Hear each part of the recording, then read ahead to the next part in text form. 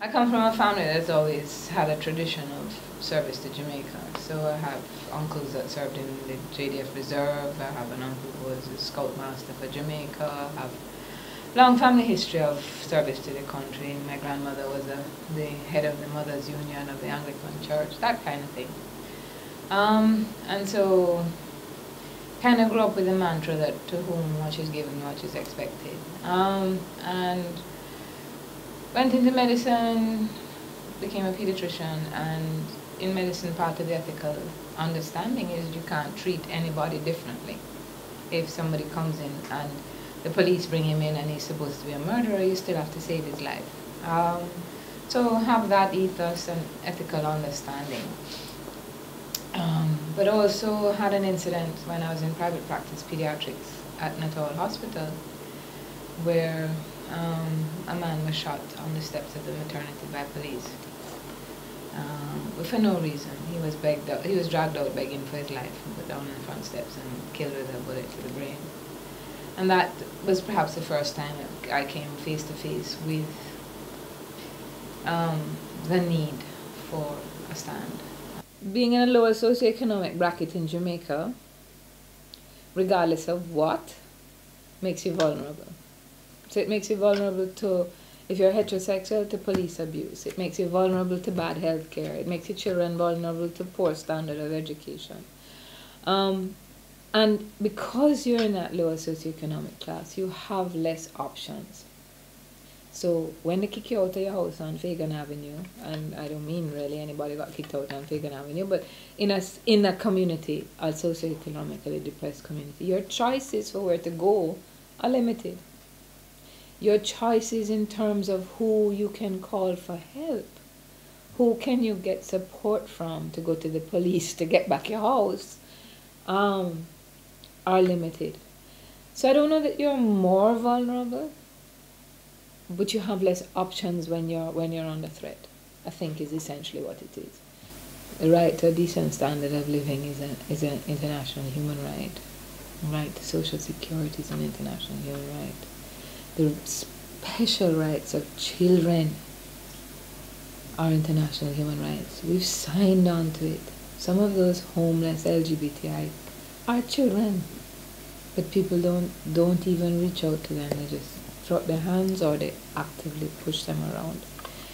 And then we wonder why people get violent and aggressive and why they get loud and in your face. It's because they need to. Because they need to make you understand that I'm a person and you can't treat me like that. We are a very homophobic society. There's no question about it. And it operates at different levels because we can, as long as we're prepared to be in the closet, operate in a certain way as a homosexual and swing in and out of society. And sometimes it seems if you get to a high enough level in the society, you can be overtly gay and it doesn't matter. So we know those, and people trot out those examples whenever you say we're not homophobic, but for the majority of people in this country who are homosexual, to come out to be who you are is a risky business. We are a homophobic society. I'd like us to lose some of this glorious certainty about what the great unknown would have us do. We're not big enough to know God, so quit pretending that we know what God wants us to do. And I'd like us as a nation to put human rights, and by human rights I mean that every person, because they're breathing, is equal and entitled to the same opportunities, the same protections. I'd like us to put that central to our development going forward. And if we do that, if we find a way to do that, if we find a way to put power back with the people, then we'll move. Until we do, we're going to stymie in this round and round the mulberry bush. I'm better than you foolishness.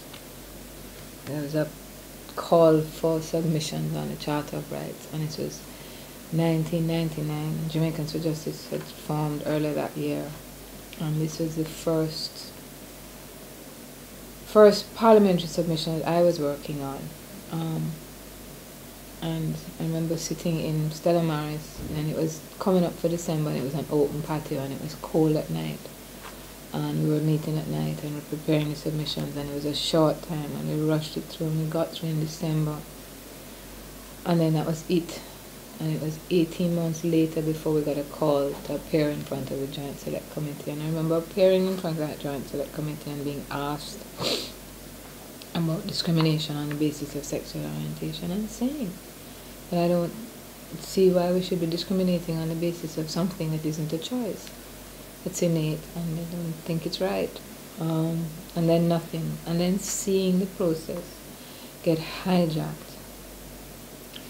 And we talk about external interference. That process had massive external interference. They even brought down a specialist lawyer from somewhere, Lawyers Christian Fellowship, to come and make submissions about how the right to privacy was being used to give people rights they shouldn't have. And I remember sitting on the sidelines and trying to put in submissions and trying to use influence and watching this horrible process and watching the lack of courage and the hypocrisy of so many of those in the parliament over many years, changing the draft, the brilliant draft that was written by Dr. Barnett and that committee, and watering it down and editing it out and changing it to the point where it's ridiculous. It's now a piece of paper that has people laughing because it breaches international norms for how you refer to discrimination against on the basis of gender, and we couldn't even put gender in there. We had to put man and woman, and that means that we now have discrimination entrenched for those who are intersex or multi-sexed, as some people are born naturally coming from their creator. And it's so badly written in order to pander to discriminatory interests that it merits discussion at the Human Rights Committee of the UN, and they have to point out that this is not right. And then I remember sitting with Dean and up in the gallery of Parliament and hearing the Prime Minister, who said he wasn't employing any gays in his cabinet, lead this Charter of Rights passage. And I remember him spending 20 minutes talking about why he wasn't giving rights to gays. I'm thinking to myself, my God, this is how you introduce a Charter of Rights, by telling people how you won't be giving rights. You don't have rights to give. They're not yours. They belong to people. And being saddened and despairing of that long process that led to that nonsense. But despair is not available, and change will come.